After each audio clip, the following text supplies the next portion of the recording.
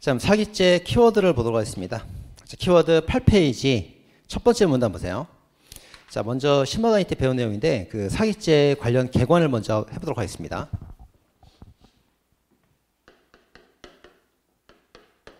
자, 사람을 기망했어요.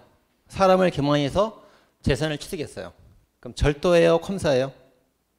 사기죠. 사람을 기망하여 사기, 그죠? 사람 사기죄가 됩니다.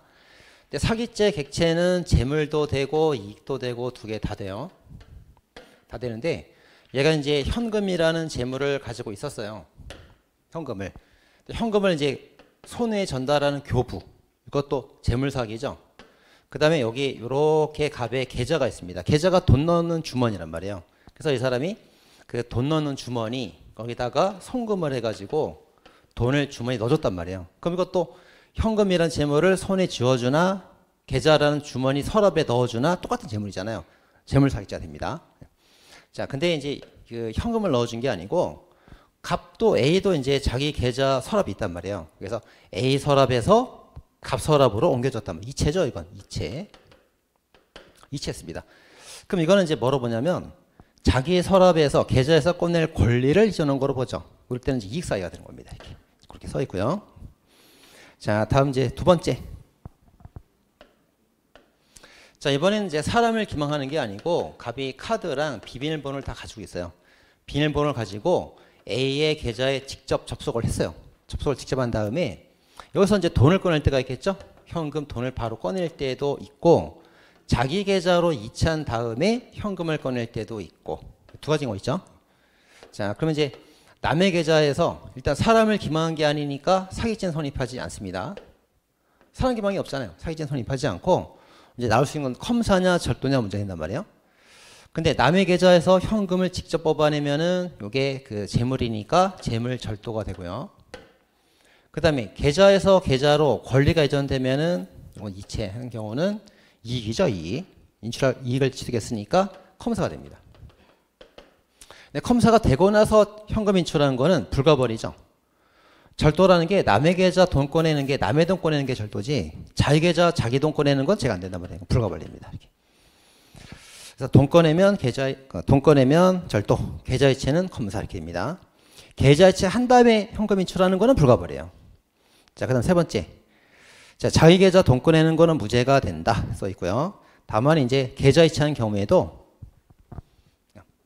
현금을 송금받은 경우에도 현금을 꺼낸 경우에도 원래 현금을 꺼내면 절도잖아요. 근데 A가 2만 원 그 뽑아오라고 허락을 했는데 초과해서 5만 원 인출했죠. 이럴 때는 뭐라고 봅니까? 2만 원 승납받고 5만 원 인출하면 60% 허락 없이 권한 없이 한 거란 말이에요. 그러면 60% 비율로 봐서 이걸 이익으로 잡죠. 이익으로 잡아갖고 컴사가 된다고 보고 있습니다. 이렇게 그건 주의해야 돼요.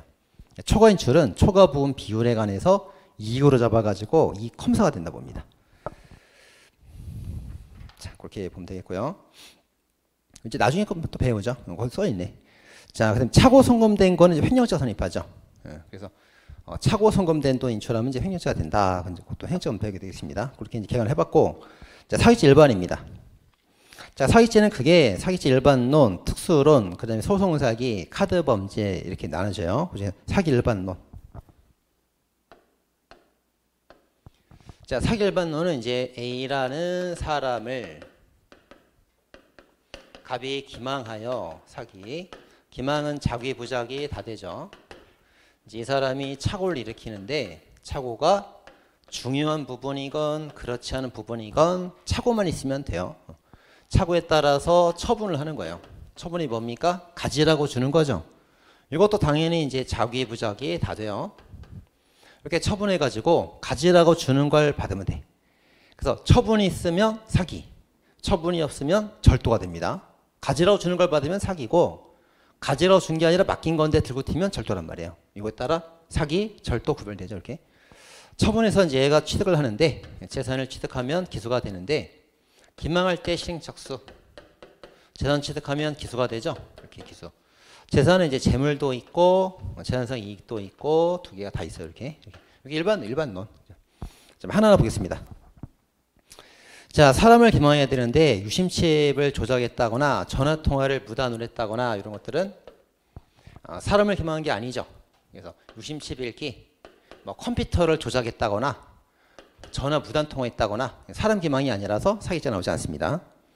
두 번째, 자, 허위사실 기망이 있어줘야 돼요. 자, 허위로 기망해야 되는데 허위 기망이 아닌 것들이 있죠. 기망이 아닌 거. 첫 번째, 신문 스크랩. 신문을 통해 알려진 것은 허위사실이 아니라 진실이에요. 진실이라서 기망이 아니다. 그 다음, 타인의 폭행으로 이제 보험금 청구한 것도 기망이 아니라 봤죠? 이 사람이 이제 길을 가다 중학생한테 두드려 맞고 타인 폭행을 당한 거예요. 사고 당한 거 맞단 말이에요. 근데 중학생한테 두드려 맞은 거를 말하기가 좀 창피하니까 넘어졌습니다. 거짓말한 거예요. 넘어졌다고 거짓말하긴 했지만 사고 당한 건 맞기 때문에 허위 기망이 아니다. 이런 사건입니다. 타해. 그죠? 자, GPS 사건이 있죠. 자, 이 사람이 이제 자동차를 팔고 대금을 받은 다음에 GPS로 자동차 훔쳤어요. 자동차 훔친 거는 절도가 되는데 이 대금에 관한 사기죄로 검사가 기소했잖아요. 만약에 자동차를 주지 않고 기망으로 돈을 취득했으면 대금 사기가 맞아요. 근데 자동차를 주고 돈 받았으니까 청단 거래라고. 그래서 대금을 취득한 것은 사기 기망이 아니다. 맞습니다. 세 개 꼭 구별해야 됩니다. 하나, 둘, 셋. 이렇게. 자, 다음에 이제 부작위 사기 불성립 이렇게 나옵니다. 자, 얘가 이제 기망을 한 게 아니야. 기망도 안 했는데 아무것도 안 했다고 나는. 근데 자기가 괜히 착오해서 처분하는 거예요. 이렇게.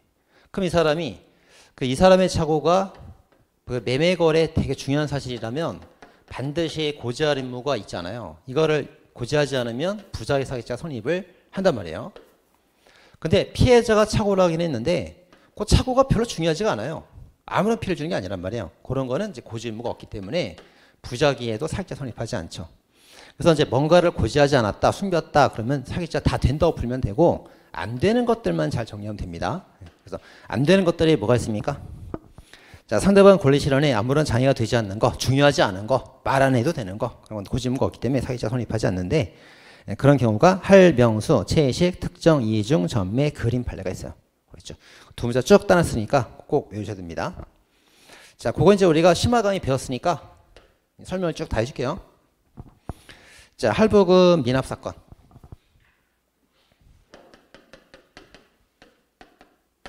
갑이 A한테서 할부로 물건을 샀어요.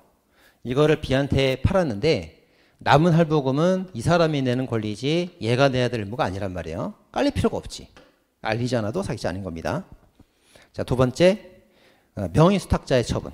그러니까 신탁자 처분으로 비교해서 봐야 되죠. 자, 갑이 신탁자, 을이 수탁자. 그럼 등기 명의는 수탁자 앞으로 돼 있단 말이에요. 근데 수탁자가 이제 이 부동산을 B한테 팔았어요. 그럼 매도인은 을, 매수인은 B. 그럼 자기 명의 등기로 돼 있으니까 자기가 자기 이름 쓴 거는 위조가 아니죠. 자기 명의니까. 그러니까 자기 명의 등기니까 얘한테 등기 전할 수가 있잖아요. 얘한테 피해 주는 거 없잖아요. 그러니까 사기죄가 성립하는 것도 아니다 이겁니다. 자, 비교해야 될 판례가 있죠. 근데 만약에 이제 신탁자가 A라는 사람한테 부동산을 팔았어요. 매도인이 갑, 매수인이 A란 말이에요. 그럼 갑이 이제 자기 이름을 써야 되는데 자기 명의로 등기가 없거든. 그러니까 등기가 없으니까 등기 명의자 을의 이름을 쓴 거예요. 그래서 갑이라고 안 쓰고 남의 이름 을을 썼단 말이에요. 이렇게. 그럼 이것도 이제 위조랑 사기가 되느냐가 문제가 될 수 있는데 안 되죠, 둘 다. 왜 안 되냐면 이 명의 신탁이라는 게 뭡니까? 명의 대여자, 명의 차용자니까 얘가 부탁하고 남의 이름을 빌려 쓰기로 계약이 돼 있잖아요. 그 명의신탁 계약 자체가 자기 명의를 써도 좋다는 허락을 받은 거란 말이에요. 그러니까 허락받고 쓰니까 위조가 아니지. 그리고 얘가 이제 명의신탁 계약에 따라서 등기를 요렇게 이전받아서 이전할 수 있단 말이에요. 그러니까 얘한테 등기 이전이 가능하니까 사기친 게 아니란 말이에요. 원칙은 아니란 말이에요. 자, 그런데 이제 얘가 명의신탁 계약을 철회하거나 반대했어요. 이거는 내가 이전하지 않겠다. 내 거다. 반대했단 말이에요. 그럼 이제 명의신탁 계약을 철회했으니까 거절한 거죠. 명의 사용을 거절했는데도 불구하고 남의 이름을 썼다. 위조가 되죠. 얘가 반대하면 등기 이전이 불가능하단 말이에요. 그럴 땐 사기죄 성립할 수 있다가 됩니다. 이렇게. 자, 그래서 명의 수탁자의 처분은 사기가 아니고 신탁자의 처분은 수탁자 반대가 있을 때 사기죄가 된단 말이에요. 잘 구별해야 됩니다. 자, 채권 양도입니다. 자, A가 그 채무자고 갑이 채권이 있었어요. 채권을 이제 양도를 했죠. B한테. 이 상태에서 이제 채권자가 B로 바뀐 거예요. 근데 얘가 이제 이 돈을 채권자가 수령을 하였습니다. 자, 이 사람한테 가야 될 돈을 대신 수령한 거잖아요. 이것만 갖고 사기죄 성립하지 않습니다. 왜냐하면 수령한 다음에 갖다 주면 되니까. 수령했다고 해서 바로 사기죄가 성립하지 않단 말이에요. 사기가 성립하지 않습니다. 다만 이제 이거를 수령한 다음에 B한테 전달을 해줘야 되는데 전달하지 않고 자기가 이미 소비해버렸단 말이에요. 그럼 옛날에 이제 판례 어떻게 봤었습니까? 채권 양수인 B의 소유라고 봤었죠. 옛날 판례는. 그래서 남의 돈을 갖다 썼으니까 횡령죄가 된다였어요. 과거 판례는. 근데 전화번호 판례가 바뀌었죠. 판례 바뀌었습니다. 그래서 이거는 수령한 것이 채권자 갑 자기 소유가 된다로 판례가 바뀌었어요. 그래서 자유소유물 처분이니까 횡령죄도 성립하지 않는다로 판례가 바뀌었죠. 그래서 채권양도 사건은 수령에도 사기가 아니고 소비에도 횡령죄가 안 돼요. 싹 다 무죄가 됩니다. 이렇게 판례 바뀌었고요. 같이 배웠던 내용들이고. 자, 시국점 사건. 뭐 잘 나오지는 옛날 기출이 안 했고 잘 나오지는 않는데, 자, 정육점을 판매한다고 계약서에 써 있어요. 쭉 해주면. 자, 갑이 A한테 매매 계약서를 딱 썼는데 정육점을 판매한다고 계약서에 딱 써 있고 식당을 판매한다는 건 계약서에 안 써 있었단 말이에요. 안 써 있으니까 매매 계약서에 써 있는 정육점에 관해서 무슨 하자가 있는데 알리지 않았다 하면 사기가 된단 말이에요. 근데 정육점은 하자가 없고 식당 영업 허가를 받을 수 없다는 식당에 관한 하자가 있었단 말이에요. 요 하자는 매매 계약서에 기재가 안 돼 있잖아요. 그러니까 요거 얘한테 책임질 필요가 없단 말이죠. 사기죄 안 되다 맞죠. 그런 사건입니다. 식당 사건. 자, 매도가 특정 사건이 있습니다. 자, A가 자기 소유 토지를 갑한테 팔아달라고 부탁을 했고 이 사람이 B한테 1억에 팔았어요. 그럼 얼마에 팔았는지를 알려주고 남은 돈 돌려주는 게 맞단 말이에요. 자, 근데 A가 어떻게 했습니까? 자, 처분기한 한 달 내에 빨리 팔아주고 나한테 7천만 원만 주면 된다고 기간과 금액이 특정돼 있어요. 특정돼 있으니까 이 사람은 1억에 팔았건 2억에 팔았건 3억에 팔았건 A한테 알릴 필요가 없는 거죠. 특정된 7천만 원만 주면은 나머지는 다 자기 거야, 자기 거. 그래서 알리지 않아도 사기죄 성립하지 않습니다. 그런 내용이죠. 특정. 자, 이중매매입니다. 그다음.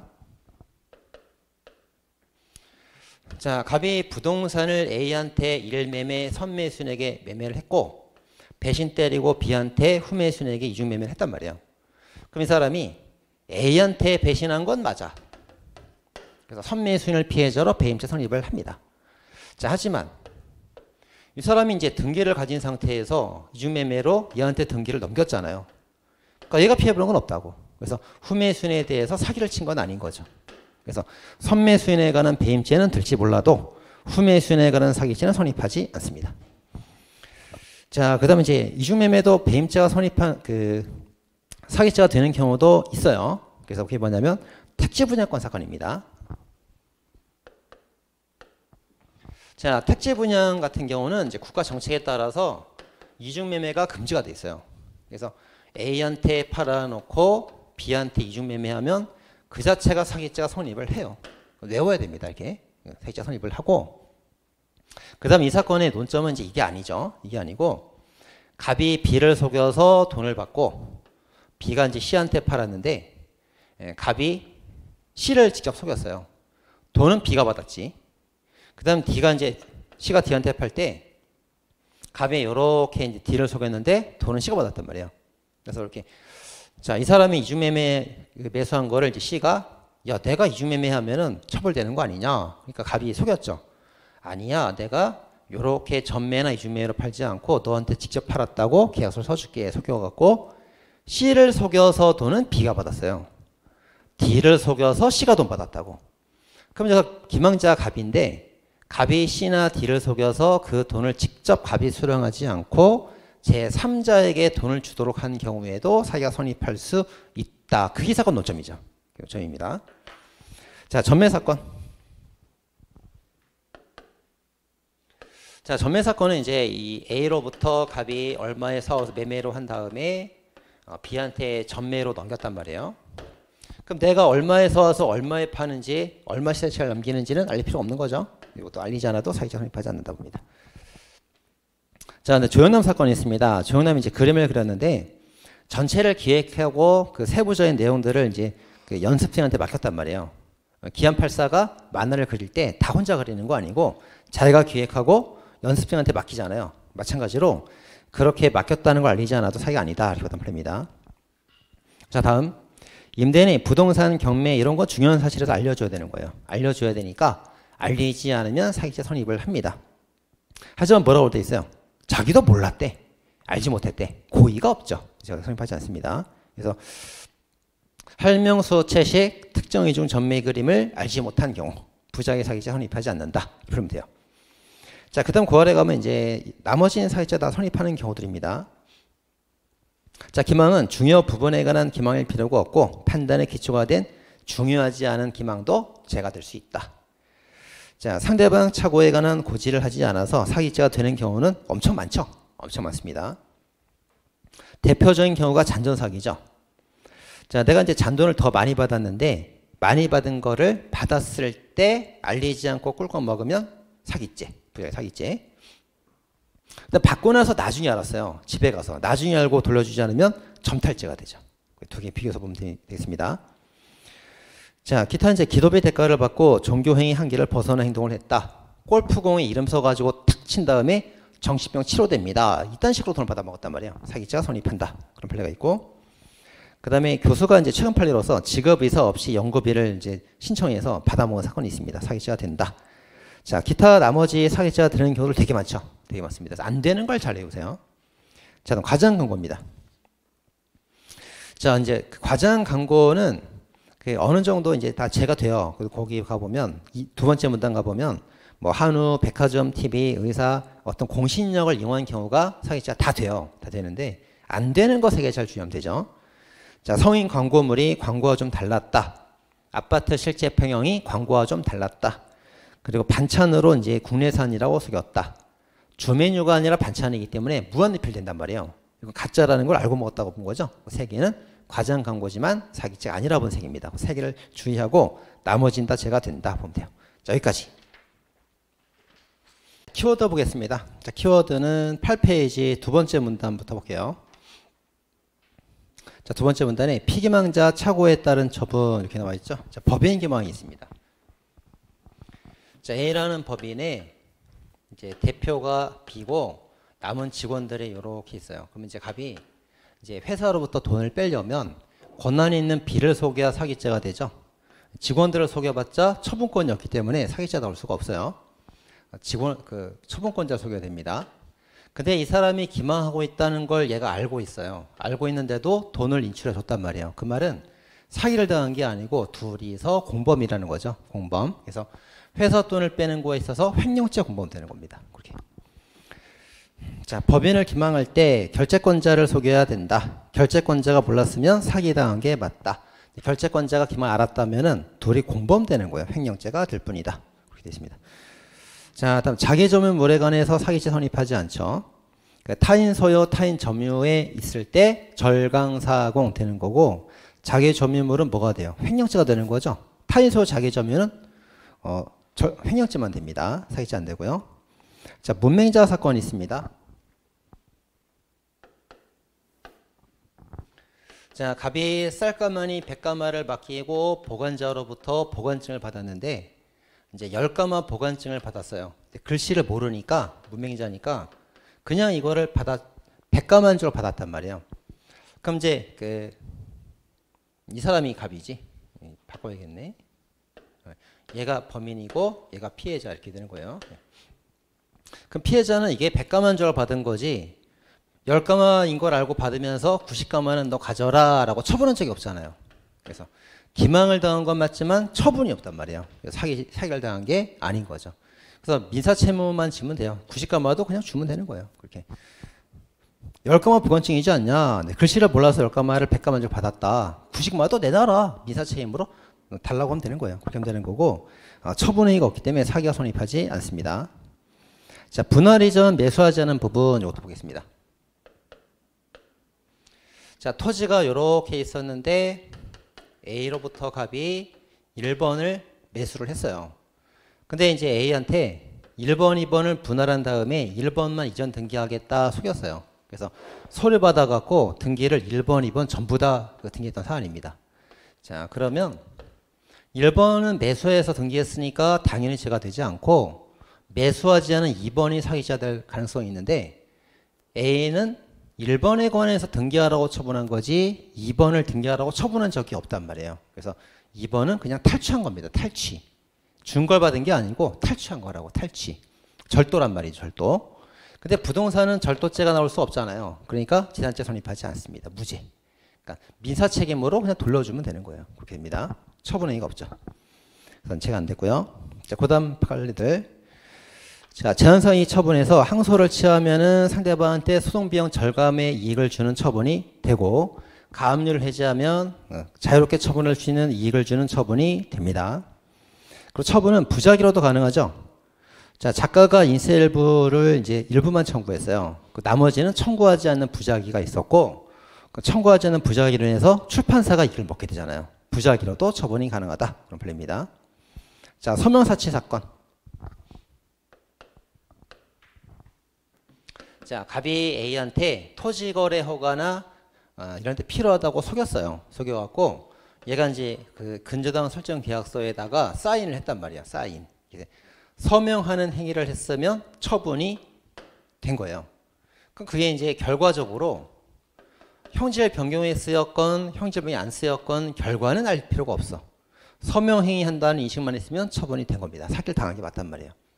자, 근데 이제 비교될 판례가 뭐가 있냐면 얘가 서명하지 않고 그냥 인감증명서만을 줬어요. 인감증명서랑 이제 등기소를 줬단 말이에요. 이거 앞에서 배웠었죠. 인감 동그라미 있죠. 인감 동그라미. 그러니까 이거 인감을 줬을 때 기망당해서 인감을 가지라고 처분한 게 맞기 때문에 인감서류 사기죄 됩니다. 돼요. 근데 문제는 뭐냐면 이제 인감서류 가지고 부동산에 관해서 갑이 이전 등기를 경유했단 말이에요. 그럼 이제 A가 인감서류 같은 거는 처분한 거 맞아. 아, 형질 변경이 필요해? 이거 너 가져. 처분이 맞다고. 이거 사기죄가 된단 말이에요. 근데 이걸 부동산 등기를 해버렸으면은 피해자가 부동산을 가지라고 준 적은 없잖아요. 처분이 없단 말이에요. 이거 사기죄 안 되는 거지. 부동산이 안 됩니다. 그럼 뭐가 되는 거예요? 가지라고 준 게 아닌데 가져갔으니까 탈취라고. 탈취. 절도라고. 절도. 부동산은 절도가 나올 수 없으니까 지연죄가 나올 수 없는 거예요. 그렇게 됩니다. 앞에서 인감 동그라미 했었죠? 그래서 인감 서류를 객체로 잡았으면 사기가 맞아. 근데 그 인감 서류하고 등기까지 마치면 부동산 처분이 없잖아요. 사기가 안 된다고. 자, 쭉 읽어볼게요. 자, 서명사치에서 처분행위라는 서명의 인식이 있으면 사기를 당한 게 맞고 처분 결과로서 형질 병에 썼는지 말았는지 인식할 필요가 없습니다. 자, 따라서 토지거래 허가라고 속여서 근저 설정계약서 서명했으면 서명하는 행위로 처분이 있었던 거예요. 사기죄가 됩니다. 자, 비교 판례. 형질 변경이 필요하다고 서류를 받았어요. 서류 동그라미. 인감증명서. 서류에 관한 사기죄를 물으면 된단 말이에요. 사기죄가. 동그라미인데 부동산, 부세모.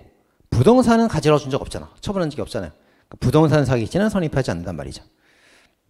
자, 인과관계입니다. 자, 착오에 빠진 원인에 피망자 과실이 개입돼도 사기죄 성립할 수 있다 봅니다. 자, 갑이 A한테 기망을 했는데 얘가 바보같이 착오해갖고 처분한 거예요. 그 얘가 이제 범죄가 되긴 되는데 너도 바보 아니냐? 그걸 속냐? 왜 확인 안 해봤냐?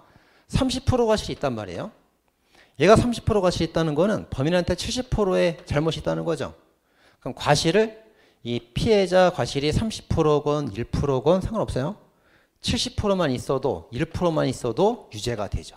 유죄가 되는 거고 그 다음에 이제 30% 말고 이제 70%밖에 잘못이 없다 그러면 형벌에서 감경해 준대요. 형벌에서.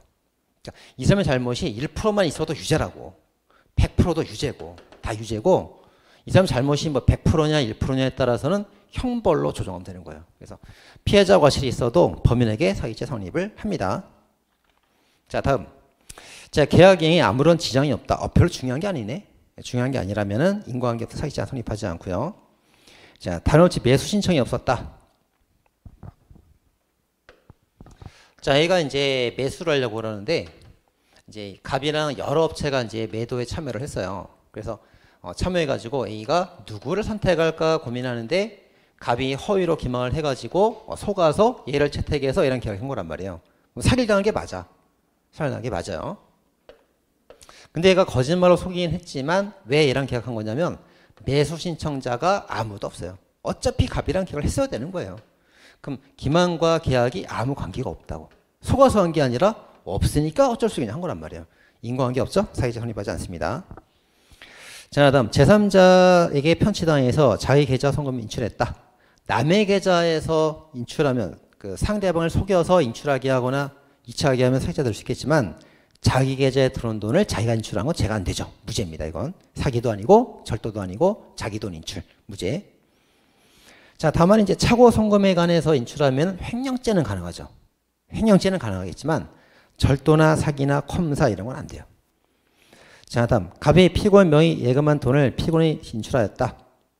자, 피고인 명의로 되어 있으니까 뭡니까? 실제 소유자와 명의자가 달라요. 명의 신탁이죠. 계좌 명의 신탁입니다. 그럼 계좌 명의 신탁에서는 수탁자 피고인이 자기 명의로 되어 있으니까 자기 명의 돈을 자기가 뽑았으니까 자기 돈 뽑은 거라고. 사기죄 성립하지 않죠. 자, 실행착수입니다. 자, A한테 갑이 기망할 때 착수가 있고 재산 취득하면 기수가 돼요.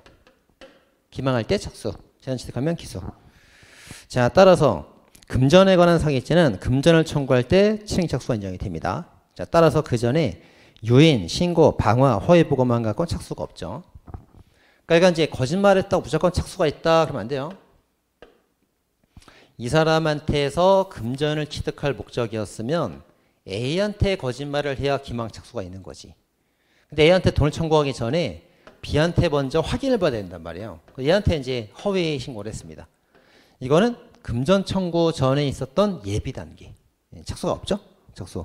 그러니까 금전에 관한 사기죄는 금전 지급권자한테 사기를 쳐야 되는 겁니다. 예비 단계. 자, 기소 시기. 자, 기소가 되려면 이제 재산 취득이 있어줘야 되는데 이 사람이 이제 얘한테 현실적 교부를 해야 될 필요는 없죠. 어떻게 하면 돼요?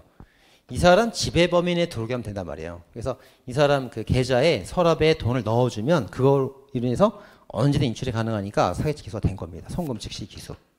인출하면 기소되는 게 아니죠. 인출 가능하면 기소가 된단 말이에요. 자, 따라서 현실인 돈은 필요하지 않고 자유로운 처분이 가능한 지배범인에 들어오면 계좌에 돈이 들어오면 이미 기소가 된 겁니다. 자, 따라서 도자기 5,000개를 주문했는데 1,600개는 배달돼서 현실 교부 받았어요. 3,400개는 아직 교부받지 않았습니다. 하지만 전화 한 통으로 언제든 배달이 가능하고 지배할 수 있잖아요. 그럼 5,000개 전부 다 기소가 되는 거지. 자, 그 다음 피해자가 1,500만 원 송금 받아서 계좌에 돈이 들어왔어요. 언제든 인출이 가능하니까 그 돈에 관한 사기죄 기소가 된 거예요. 실제 돈을 뺏건 말았건 상관하지 않단 말이죠. 자, 채무 면제 처분이 있으면 후에 취소할 수 있어도 일단 처분 받았으니까 기소가 된 겁니다. 자, 보험금 지급하면 뭐 최고 소멸돼서 기소가 됐고요. 자, 그다음 세 번째 문단입니다. 자, 사기죄 객죄는 재물 이익 두 개 다 되는데 그 재물은 개인적 법익의 경우는 국가적 법익과 다르죠. 국가적 법익은 적법해야만 보호를 받는데 개인적 법익은 위법 무효도 보호를 받습니다.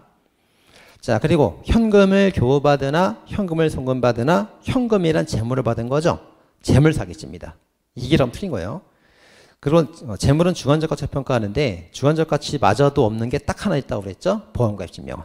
기억하시고 그다음 제한사 이익입니다. 자, 개인적 법익이라서 위법 무효도 이익으로 보호를 받고요. 자, 누가 나한테 100억을 줬어요. 자금운용 권한이 생겼단 말이야. 그 자체가 제한사 이익이 되는 거예요.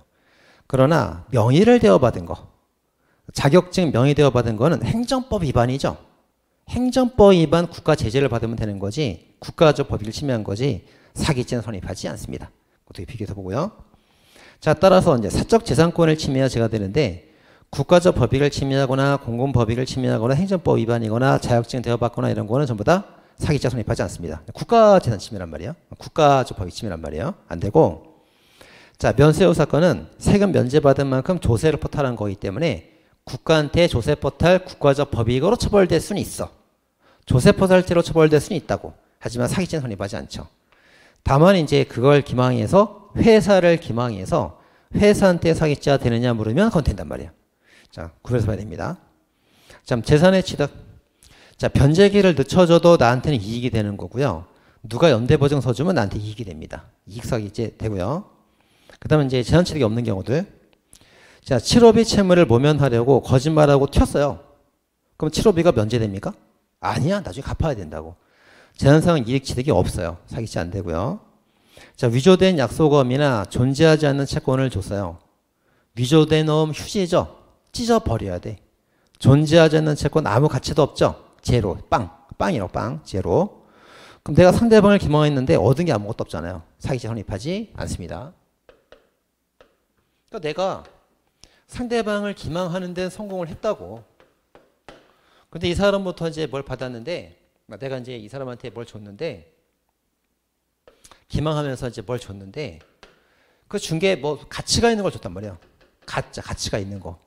가치가 있는 걸 줘서 얘가 뭐가 채무 면제를 받았다면, 소극적 이익을 취득한 사기죄가 될 수 있단 말이에요. 근데 기망하는 건 맞지만 위조된 걸 줬거나 존재하지 않는 걸 주면은 채무가 면제가 안 되잖아요, 이거. 아무런 이익이 없잖아요. 사기죄 안 된다. 그 내용입니다. 기망은 됐지만 위조된 거, 존재하지 않는 거, 빚이 채무가 면제가 안 돼요. 그래서 거기 3개 있죠. 7호비 채무, 위조된, 존재하지 않는 채무 면제가 안 된다. 얻은 이익이 아무것도 없다. 사기죄가 아니다. 그 말이에요. 자, 그 다음 판례는 기각세무죠. 기각. 자, 국가가 이제 토지 소유자를 찾아주려고 하는데 친일파가 진짜 소유자예요. 그래서 얘한테 지금 토지가 가게 생겼단 말이에요, 지금. 그죠? 그러니까 이제 이거를 친일파에게 토지가 가는 걸 반대하려고 피고인이 뭘 했습니까? 국가한테 그거 내 겁니다. 라고 기망했단 말이에요. 기망한 건 맞아. 근데 기망해서 이제 이 친일파한테 갈 토지를 얘가 취득했으면 사기죄가 되는 게 맞겠죠.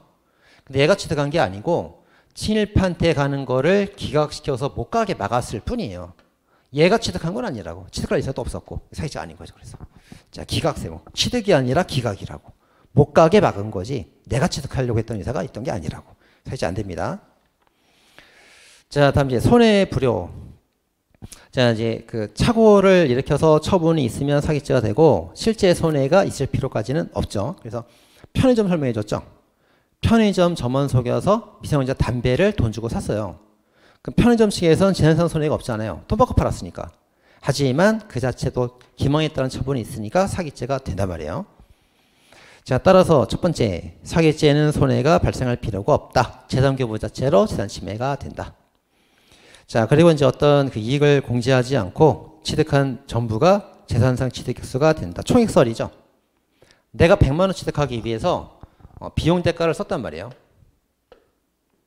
자, 내가 A한테 기망해가지고 100만 원 취득하기 위해서 비용 10만 원 쓰고 대가 10만 원 줬어요.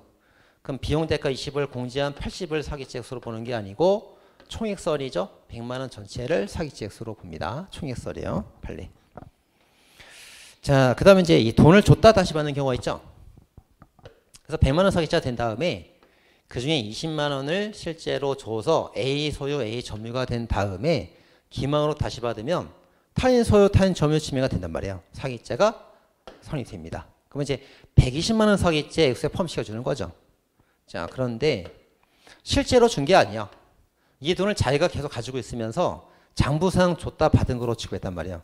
그럼 점유가 A한테 넘어간 적이 없어요. 계속 자기 점유라고. 자기 점유는 사기죄 성립하지 않잖아요. 그건 100만 원만 사기죄가 되고 사기죄 액수에 포함시키면 안 되는 겁니다. 이렇게. 그래서 자, 실제 줬다가 받은 거는 사기 액수에 포함을 시키지만 현실적 수수 없이 장부상으로만 기재한 것은 사기죄 액수에서 포함시키지 않습니다. 그렇죠? 자, 다음 신용보증서를 발급받았을 때 신용보증서라는 그 서류, 종이라는 재물을 취득한 게 아니고 그 종이에 써 있는 액수만큼 대출받을 이익이 생긴 거예요. 신용보증서에 3억까지 대출 가능합니다. 그러면 3억까지 대출받을 이익을 내가 취득한 거라고. 재물 사기가 아니고 이익 사기가 됩니다. 자, 다음. 자, 수령한 현금액이 어음 액면금보다 적어요. 어음에는 1억짜리라고 액면에 써 있는데 실제 가치는 5천이라고. 그럼 5천만 원 사기죄가 되는 겁니다. 수령한 액수대로. 자, 그럼 잘 나옵니다. 자, 고의 사고 내고 보험금 편취했습니다. 과다 부분 말고 보험금 전체가 사기죄가 된다. 자, 그래서 내가 이제 실제 사고를 당했어요. 사고를 당해서 100만 원 정도 치료비가 원래 나오는 거란 말이에요. 근데 과다 입원해가지고 플러스 200을 추가해서 300만 원 보험금 청구했습니다. 이렇게. 그럼 원래는 이제 이게 실제 사고 당한 100만 원은 사기죄가 아니고 과다 청구 부분이 사기죄가 되는 게 원래 맞단 말이에요. 원래 맞는데 어느 정도가 진짜 사고 액수고 어느 정도 과다 액수인지 구별이 힘들단 말이에요. 힘들기 때문에 판례는 그냥 과다 부분에 하나지 않고 300만 원 전부 다 사기 액수가 된다 이렇게 봐버리죠. 전부 다입니다. 과다 부분에 하나요. 틀린 거죠. 전체가 사기죄 액수가 된다 해야 됩니다. 자, 간접전범이요. 자, 사기죄 간접전범. 자, 간접전범이라는 거는 처벌되지 않는 자를 이용해서 피해자에게 사기를 치는 거예요. 그럼 얘가 이제 을을 이용해서 A한테 죄를 취득할 수가 있으니까 A를 피해자로 사기죄가 된단 말이에요. 그럼 근데 을도 상을 몰랐으니까 얘한테 기망한 건 인정되죠. 근데 얘한테는 재산을 취득할 수가 없었기 때문에 얘는 피해자가 아닌 겁니다. 그래서 도구로 이용된 사람은 피해자 될 수 없습니다. 자, 재수관계. 자, 부부랑 동업체가 있죠. 자, 이제 A랑 B랑 부부가 되었다. 부부. 그럼 부부에 대해서 이제 그 죄를 저지를 때 강도죄 같은 경우는 공동관리 인정해서 일죄로 보죠. 총론 재손에서 배운 겁니다. 우리가 일죄로 본단 말이에요. 사기죄에서는 두 사람을 다른 사업체로 봐요. 사기죄는 두 개가 됩니다. 실체적 경합법. 다만 이제 얘네 둘이서 동업체를 구성해서 하나의 사업체로 인정될 수 있을 때 안에서 일죄가 되는 거죠. 강도라는 사이가 다르단 말이에요. 두 개가.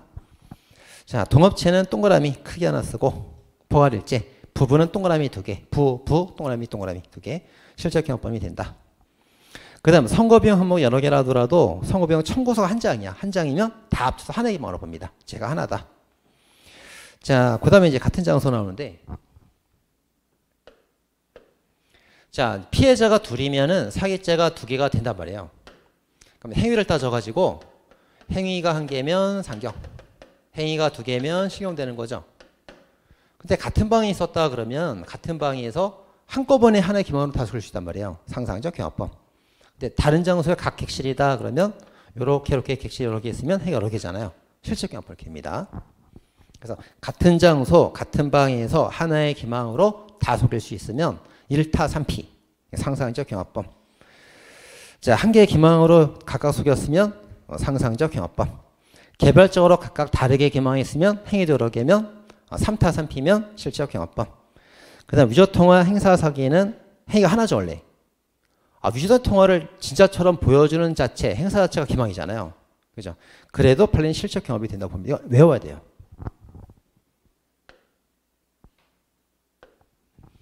자, 내가 통화를 위조했고 이거를 A한테 진짜처럼 행사를 했단 말이에요.